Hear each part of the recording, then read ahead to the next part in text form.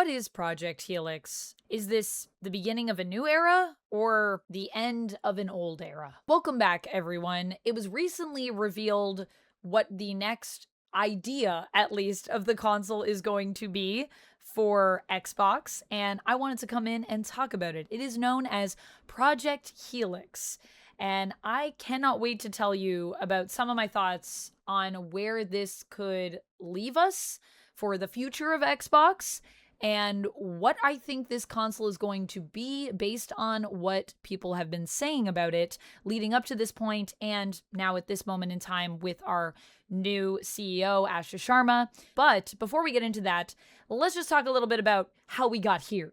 Because the idea of whether or not Xbox was going to be doing a next generation console after our beloved fridge era of the Xbox Series X, chunky boy that he is, big heavy guy, little fridge guy. After we got our Xbox fridges, the question was, were we even going to get a next generation console? Because we all know that Xbox Series X didn't perform very well. Meanwhile, PlayStation 5 has made PlayStation a ton of money, and it was feeling like Xbox had basically lost the console wars. I was even pondering as to whether or not the future of Xbox would include a console, as I considered that moving more towards Game Pass made more sense. And over the last few years, that is exactly what we've seen. Xbox focusing in more and more on Game Pass. However, that doesn't mean that they haven't been speaking about their next generation console. And back when Sarah Bond was still with Xbox, which was only currently a short time ago, she had been talking about how they were working on the next generation console. When people asked her about it, she assured us that it was coming and they were working on it. We didn't get too many details, but there was this cringe promo where they talked about Xbox and AMD coming together, and she kind of talked about the idea of what that means for Xbox. In your living room and in your hand. Anything can be an Xbox, which essentially means you are completely letting go of your brand identity in my mind. Because how do you do Xbox without actually having a box that is an X? But it seemed like the focus around this potential next console might be something that was more a blend of multiple things based on how people spoke about it. And then, of course, we got the ROG Ally, which came out, and that also felt like a blend of things. I mean, the ROG Ally is basically a small laptop with handles on it. It essentially just runs Windows 11, so you can even get things like Steam's operating system onto your Ally if you want to. You can play games on Steam, you can play games on Xbox. It's just basically a PC. And I will say, when the ROG was announced, I was even wondering, wait a minute, is this what they've been working on? Is this what we were talking about? But no, they were working on an actual console, and we now know that for certain because the name for it has dropped, or the name for at least the project that it is. I don't know if this will be the console name, probably not. So what is Project Helix? Well, the most that we really have on this at this time is what Asha Sharma said in her tweet on X, where she said, "Great start to the morning with Team Xbox," where we talked about our commitment to the return of Xbox, including Project Helix, the code name for our next generation console. When Sarah Bond talked about the idea of where we were heading next, she also talked about this idea of things coming together, this idea of being able to play your PC games and play your Xbox games. So if you're wondering if this is a new direction for Xbox, it doesn't seem to be. It actually seems to be pretty consistent with what we were hearing before, which also makes me wonder how much of this project is something that we're doing because we believe in it for the new direction we're headed in with Xbox, and how much of this is just because at this point, we've already had other people that were working on this project and it's almost finished. It also makes me question some things about the change up that we got recently at Xbox in terms of our higher ups. And I'm going to talk about that a little bit later on in the video. So stay tuned, because we are going to talk about Phil Spencer leaving, Sarah Bond leaving, and some new thoughts that I had in regards to how that may have transpired and why that may have happened. I've talked about this idea of moving towards more mobile consoles, things like the Switch 2, things like we see the Steam Deck. I mean, Xbox already has the ROG Ally, so they already have kind of that idea. But I personally think that that is the future of consoles because it allows you to do more with what you have. I'm not saying that consoles will cease to exist. I'm just saying that if you want to do something like be a home entertainment console, then you need to have a reason for why people would get that. And as Xbox has completely moved away from exclusives at this point, which as a gamer I love, but as an Xbox fan, I think is a dangerous choice for them. I just don't see this project necessarily having any legs unless we're doing something revolutionary with the console design here. In a world where it feels like Xbox has already lost the console wars at this point, they're really going to need to shake things up to come back, or they would need to have the exclusives, and we just don't see that. While PlayStation is actually actively moving away from PC entirely, they're going to be not having any of their games available on Steam anymore. On the other side of things, Xbox is trying to just get their games everywhere, which means there's no reason for me to necessarily need an Xbox console anymore. PlayStation, you're going to need one if you want to play their exclusives because they will not be available anywhere else.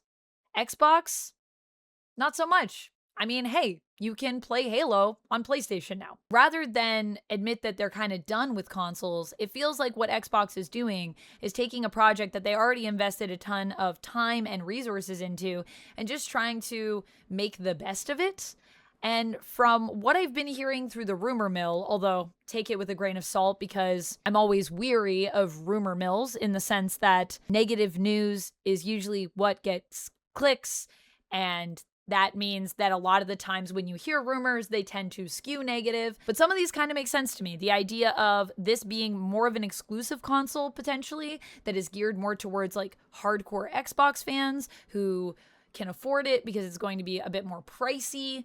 And this isn't going to be necessarily a mass market console. And I think in a way it kind of makes sense because I don't know if it could compete with a mass market. But if you have the right price point and you have, I think, the right elements to your console, you could still compete. If a console is fun, if it adds to gameplay in some way, and if it's affordable, people will be interested in it. The reason why no one was really super interested, I think, in the Xbox Series X when it released was just because what was it doing that made it stand out? And it felt like we were just losing more and more exclusive games as we went along.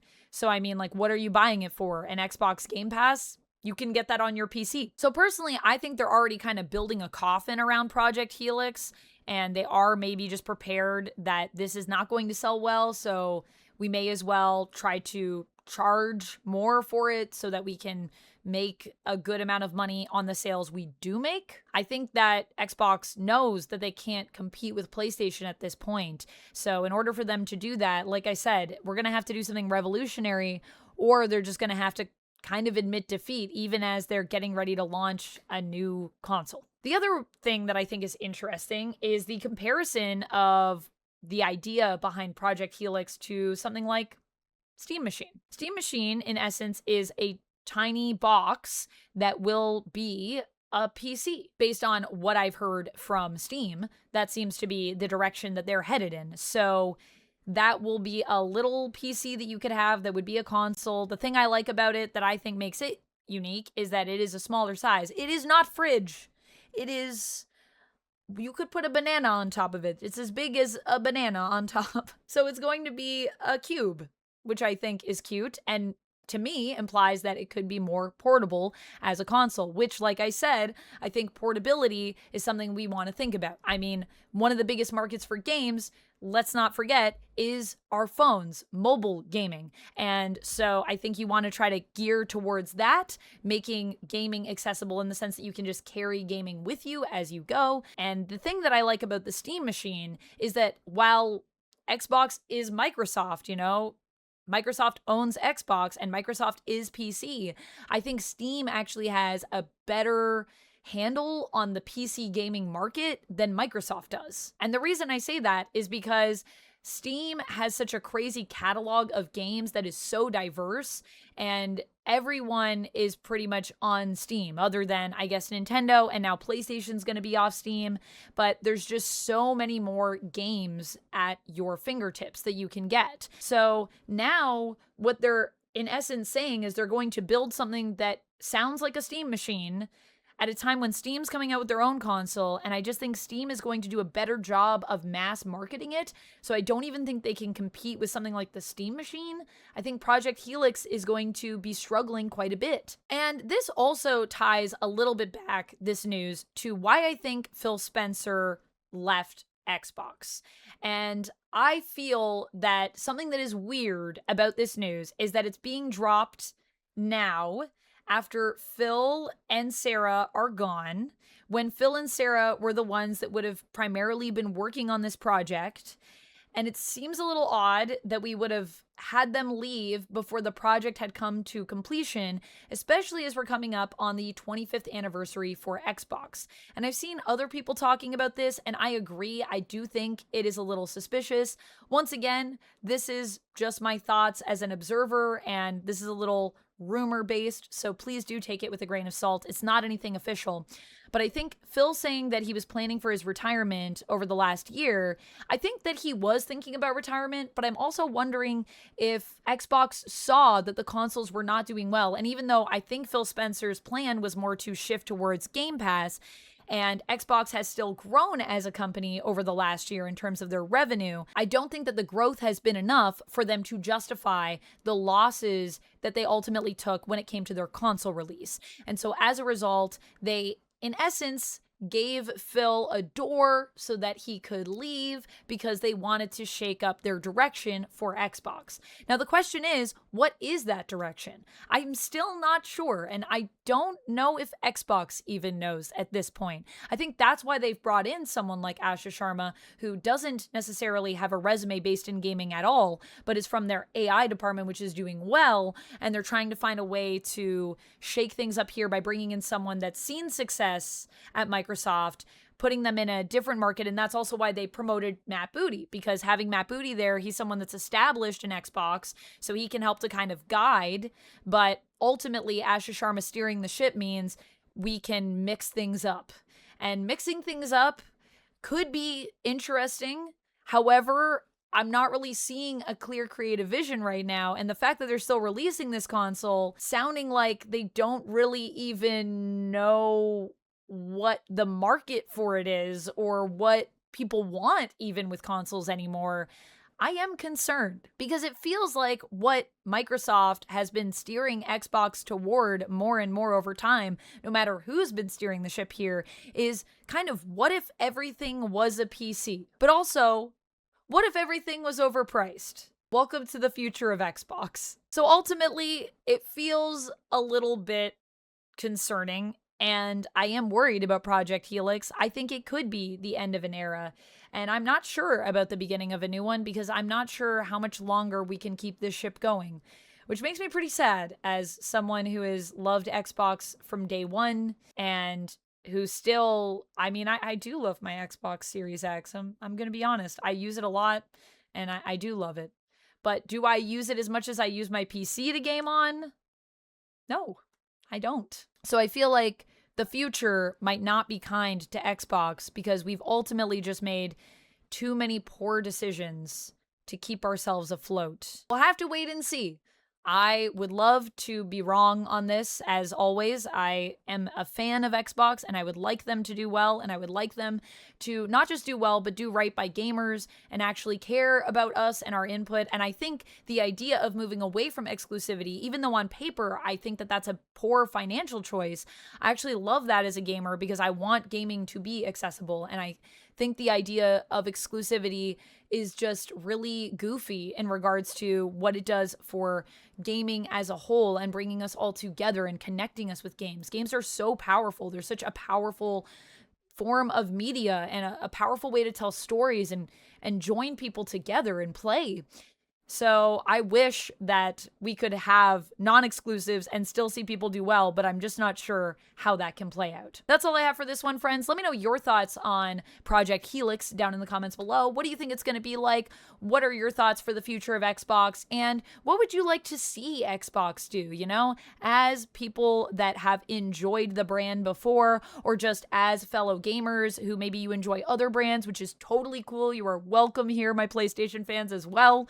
Let me know down in the comments just what you would like to see for the future of gaming. Let's manifest some positive things, please, because I feel like we need it right now. That's all I have. I'll see you in the next one. And until next time, friends, stay nerdy. Bye. And if you like hearing me talk about Xbox, I got some other news for you over here.